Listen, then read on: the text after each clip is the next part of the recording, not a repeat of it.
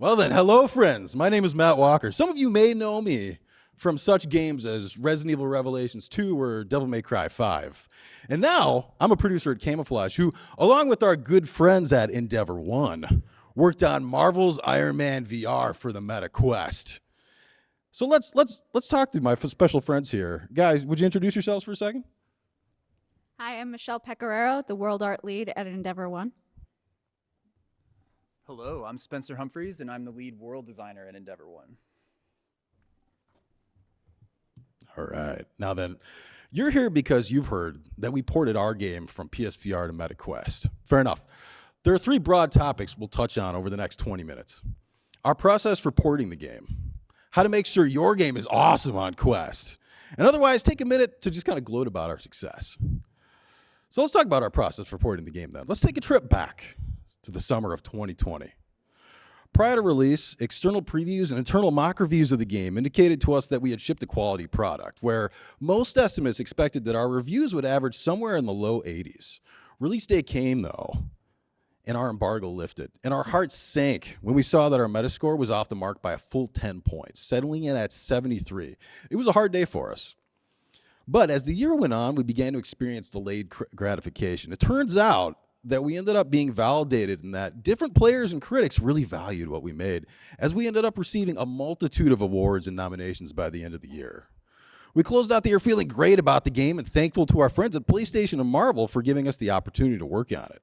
Flash forward to the winter of 2021, and we got a call from our friend Mike Doran, director of production at Oculus Studios, who was interested in bringing Marvel's Iron Man VR to MetaQuest. We were incredibly excited at the prospect of returning to the title and the idea that the Quest hardware might even help us remedy some of our negatives that were called out in the reviews. So the team set out to collect data from all of our reviews to understand what we could improve on. Our producers went through every single review on Metacritic and tallied each and every positive and negative that was listed, and then ranked up each one based on the number of times it was mentioned to help us understand quantitatively what was generally considered good and bad about the game. We found that the top complaints were the game's load times, poor controller tracking, a lack of gameplay variety, poor visuals in the Shanghai stage, that the story's twist was predictable, and a lack of analog movement during cinematics. We didn't just take review critiques and leave it at that, though. Next, we surveyed the team, something we do regularly at Camouflaj in order to collect everyone's pulse and expert opinion, and ask them how interested they would be to work on the project, and their opinions on the amount of resources and work it would take to port the game, including specific opinions on the amount of work necessary to address specific problem areas. And this survey gave production a good baseline to help us plan it out. Meanwhile, we chose to pull information from one more source to help us decide where to focus our energy, and reached out to several industry friends to play the game for us one more time and give us fresh opinions on what was good and bad about the title as consultants. The reports our consultants shared with us helped us get fresh eyes on the title and helped us reinforce our convictions on what we should focus on to further improve the title. Of course, just because we identified these areas as items of interest to improve upon, we couldn't just set out to fix them and call it a day. We had to start working on the game in January 2022, and the game had to release in time for holiday that same year. We also had a whole other title that we had already been working on and couldn't just pause development on, so we had a couple contingency plans. First, we had the great fortune to be able to pair up with this amazing team of VR experts called Endeavor One. We pinned our hopes on E1 being able to do most of the heavy lifting for this port. In a lot of ways, they did. We also needed to build in multiple production gates to check our progress and check in with stakeholders regarding different improvements to make sure that we could finish all the work we had planned on time. And if something wasn't coming together on time, we would have to make the call to cut bait and remove certain features and improvements so that we could focus on finishing the port on time and at quality. The fact of the matter is we had a lot of stakeholders that needed to have their opinions honored. In addition to those of us on the developer side of Camouflaj and Endeavor One, we had Meta, or Oculus Studios, our current publisher, Sony, our previous publisher and the rights holder of the title, and Marvel, the IP holder. It's really thanks to all the good people at these different companies that we got to work on this title at all. So throughout the process, it was important for us to check in with everyone and make sure that we were all happy with what we were doing. And honestly, this really helped us tune our scope. Thanks to this process, there were actually several different features that we chose to scrap and helped us focus on the improvements that would be most impactful with the time and the resources we had. Now that we had locked down the work that we would need to focus on, in addition to just getting the game running on the hardware, each team began incrementally larger scoped work to carry out our porting and improvements.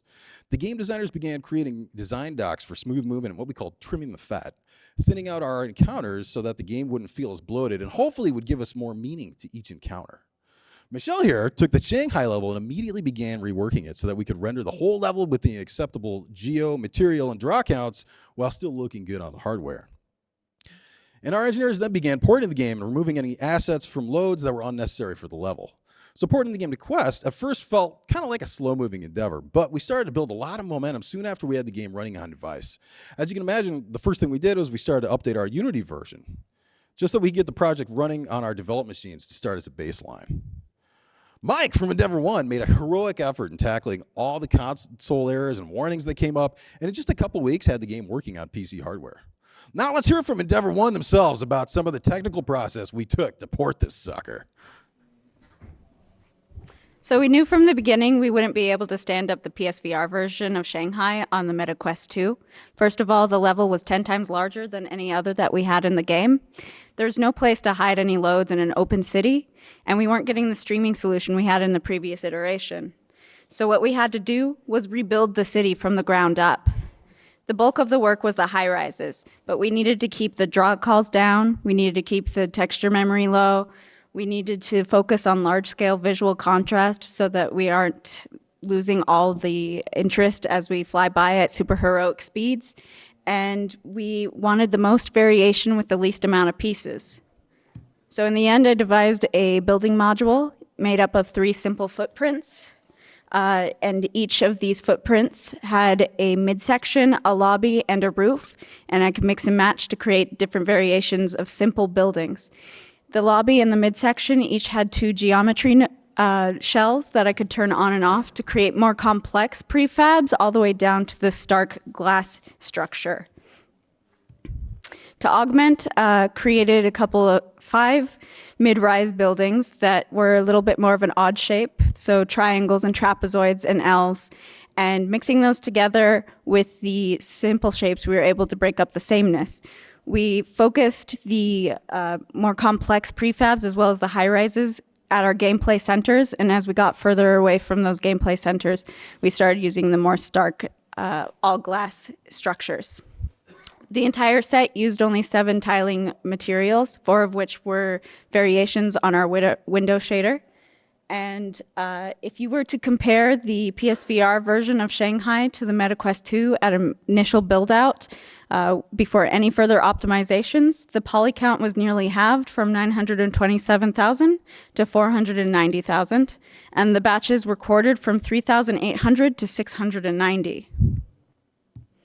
Once we had the foundation built, we wanted to really sell Shanghai. If you look at Shanghai at night, it's a rainbow. It's flashy. There's movement everywhere. There's reflections in the glass.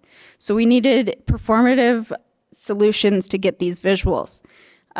First, we focused on getting a window shader that kept our tiling down and the repetition. It creates visual noise, especially at a high contrast, so we wanted to keep that low. And we wanted to get that reflection in the glass. So the fabulous Cameron Pinard at Endeavor One created a performance shader for the windows that used only 3 maps, a data map, a macro map, and a cube map. Then we needed to focus on the billboards. We had some in the original iteration. They were a bunch of videos on one sheet, but that wasn't enough variety for us, and we couldn't just create several videos. So we created a shader that allowed us to create dozens and dozens of animations throughout the city that used only one material, one batch for all of those. Finally, we focused on relighting so that we kept the high values at our gameplay centers and dropped off to shadow at the edges, and we focused on underlighting the enemies so that they weren't getting lost in gameplay, which brings us to Spencer. Thank you very much, Michelle. All right, I'm here to talk a little bit about what we did on the design side for Marvel's Iron Man VR. From a gameplay perspective, the experience was already in a really good place. However, we had the bandwidth to make some targeted adjustments while the heavy tech lifting was underway. So, how did we go about this? Well, very fortunately, we started with something awesome. The PlayStation VR version had already launched with a very solid design. And so the fact that we were able to start with something finished really turned the whole exercise into something that was purely about design polish. This was also a rare opportunity, but we were able to kind of take the game as it was and tailor it to the strengths of the Meta Quest 2 platform. There's a bit of a different user feel there, so we were really able to make design decisions aimed specifically at the platform that we were going to ship on. So, how do we go about this? Well, initially, the overall feedback from a high level that we wanted to address was that the gameplay felt repetitive. And while this gives us a really good place to start, we were going to need a little bit more detail to make targeted changes. So, how do we get that information? Well, to start, we reviewed a lot of gameplay footage. Getting to consume content from the community was a great way for us to figure out what people were doing and saying in the missions so that we could figure out potentially where those pain points were. We were also able to collect a lot of survey data from the team. The team at Camouflaj and Endeavor One were invaluable in this effort, giving us play tests and really helping us identify where and what those problems were. Were there lulls in gameplay? Potentially too many enemies of the same type? Were there, was the encounter difficulty not lining up with where the player's skill was meant to be at that point in the game? Were there too many enemies? Too many different types of enemies? All of these different variables that we were able to track and get really confident answers to these questions by going through the data. So, once we identified the problems, what did we do to solve them? Well, to start, we refactored a lot of the encounters. Were there too many enemies? Well, we could reduce that. Were there too much enemy variety? Was the player having to juggle multiple enemy mechanics in a way that was overwhelming for them? Well, we could reduce that variety and really make sure that the encounters were lining up with the intent for the game. Something else we utilized was mission timing in general. Were there delays between combat that was knocking the player out of their flow? Was there large gaps or not enough gaps so that the player was having to go through too many combat encounters sequentially, contributing to player fatigue? Another thing we really leaned on was the non-combat objectives. We had this great tool where we could really break up the variety of gameplay by sprinkling in these hero interactions or, essentially other objectives. However, if you had too many of these of the same type sequentially, they started to lose that effectiveness. So we wanted to make sure that we could either retime those or remove some entirely so that the player was always getting a new flavor of gameplay and it was keeping the experience fresh. Throughout this entire process, we were constantly trying to gather more feedback and more data to make sure that we were headed in the right direction at any given point. And to that end, it was pretty effective. Another tool we used in general was cutting dialogue and reworking conversations. Reducing the dialogue in some cinematic sequences helped us address the feedback that some of these were just too long.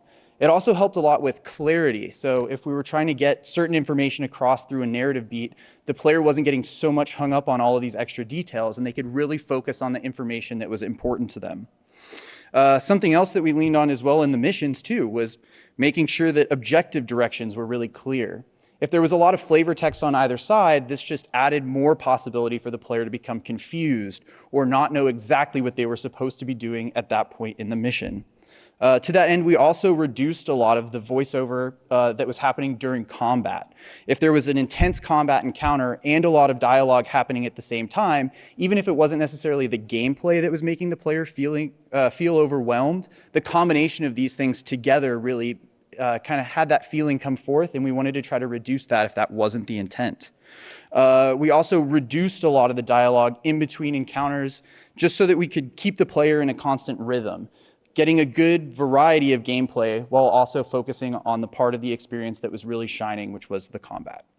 And while a lot of these learnings were really specific to this port, they can apply to gameplay balancing and tuning in any experience. And they're definitely going to inform how we move on to future experiences by keeping all of these learnings in mind. Back to Matt. Oh, what a beautiful segue there, Spets. Now, maybe I'll try to keep my mouth far enough from the mic so I don't keep popping it.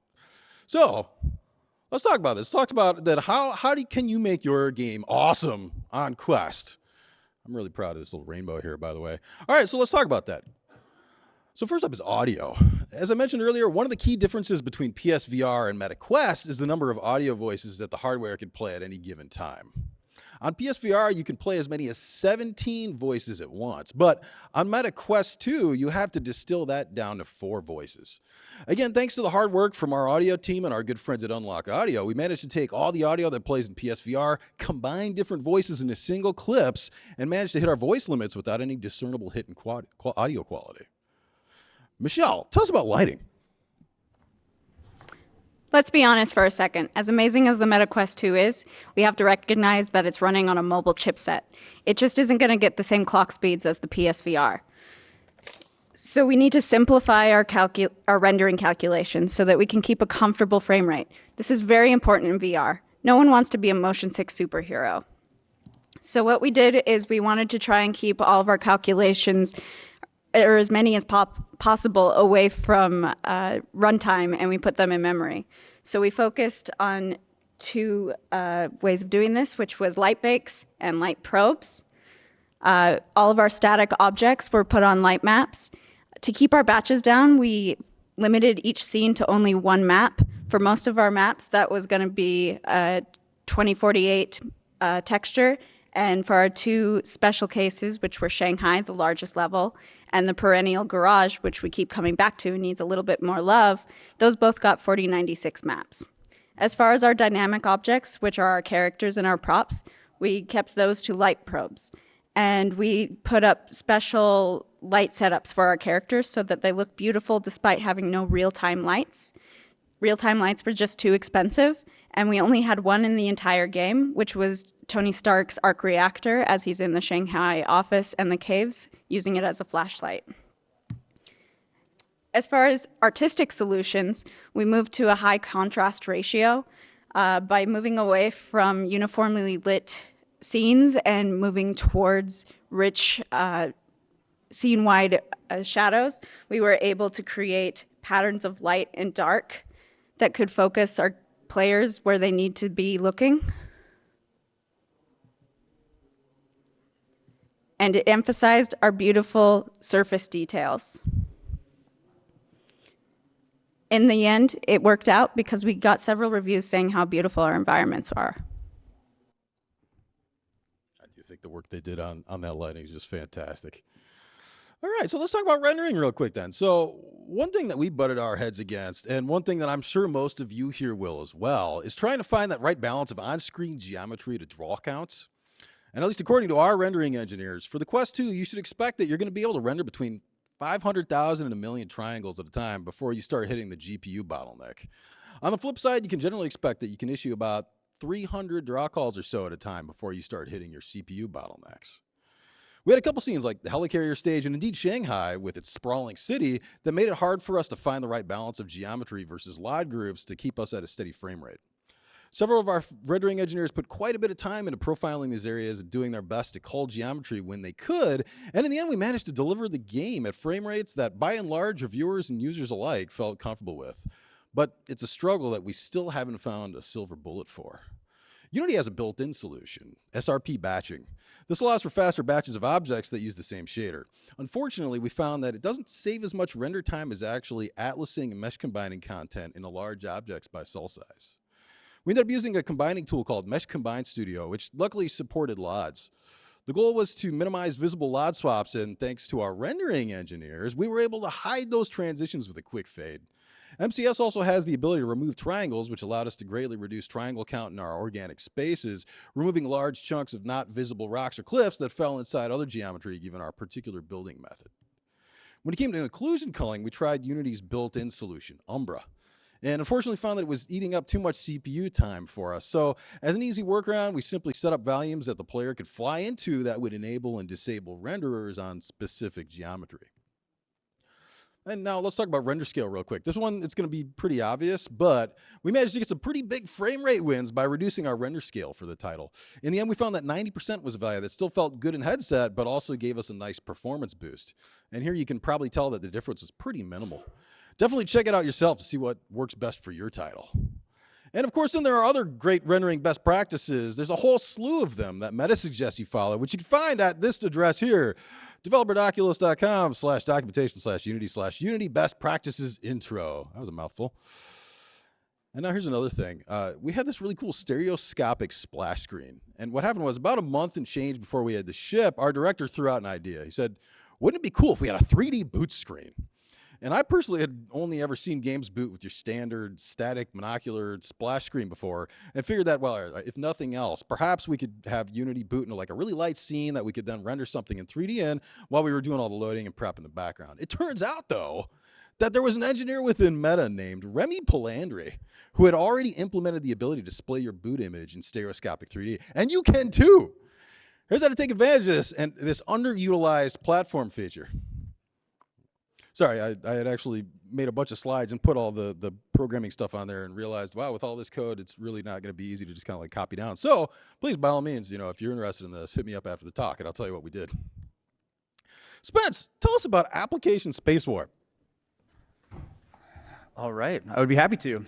All right, well, what if we told you that there's a technology you can use to double your frame rate? What?